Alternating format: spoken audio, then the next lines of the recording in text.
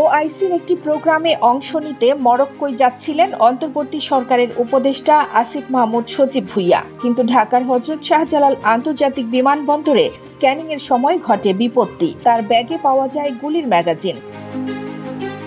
রোববারের এই ঘটনায় তুমুল বিতর্কের মধ্যে পড়েছেন এই উপদেষ্টা। প্রশ্ন উঠেছে, কেন বন্দুক ছাড়া আসিফ মাহমুদের ব্যাগে শুধু গুলির ম্যাগাজিন পাওয়া গেল? কেন তিনি কি সঙ্গে অস্ত্র রাখেন? রাখলেই কেন রাখেন? বিতর্কের মধ্যে নিজেই এসব প্রশ্নের জবাব দিয়েছেন আসিফ মাহমুদ। ব্যক্তিগত ফেসবুক অ্যাকাউন্টে দেওয়া ব্যাখ্যায় তিনি বলেছেন, প্যাকিং করার সময় অস্ত্রসহ একটি ম্যাগাজিন বাসায় রেখে এলেও ভুলবশত আরেকটি ম্যাগাজিন ব্যাগে থেকে যায়। পরে সেটি তিনি তার ব্যক্তিগত প্রোটোকল কর্মকর্তার কাছে রেখে আসেন।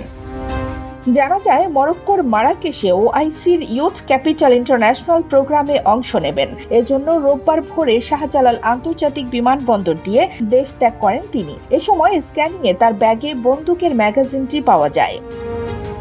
রাতেই আসিফ মাহমুদ ফেসবুকে এ বিষয়ে ওই ব্যাখ্যা দেন। ব্যাখ্যায় তিনি নিজের কাছে অস্ত্র রাখার যুক্তিও তুলে ধরেন। আসিফ জানান, নিরাপত্তার সাথে তার লাইসেন্স করা বৈধ অস্ত্র আছে। গণ অভ্যুত্থানের নেতৃত্বের ওপরে যেভাবে হত্যা চেষ্টা চালানো হয়েছে কয়েক দফা, তাতে রাখাটাই স্বাভাবিক। যখন সরকারি প্রোটোকল বা সিকিউরিটি থাকে না, তখন নিজের এবং পরিবারের নিরাপত্তা নিশ্চিতের উদ্দেশ্যে লাইসেন্সড অস্ত্র রাখা।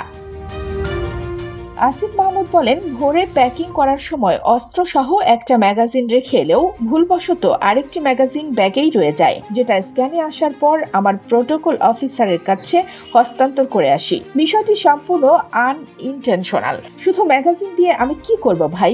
ইনটেনশন থাকলে অবশ্যই অস্ত্র রেখে আসতাম না। এখানে অবৈধ কিছু না থাকলেও অনেকের জন্যই এটা আলোচনার খোরাক বটে।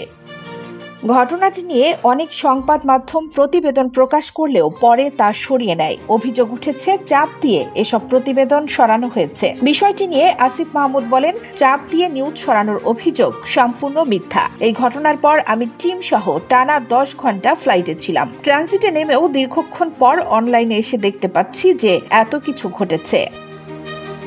কানিস ফাতেমা, নিপা, খবর সংযোগ।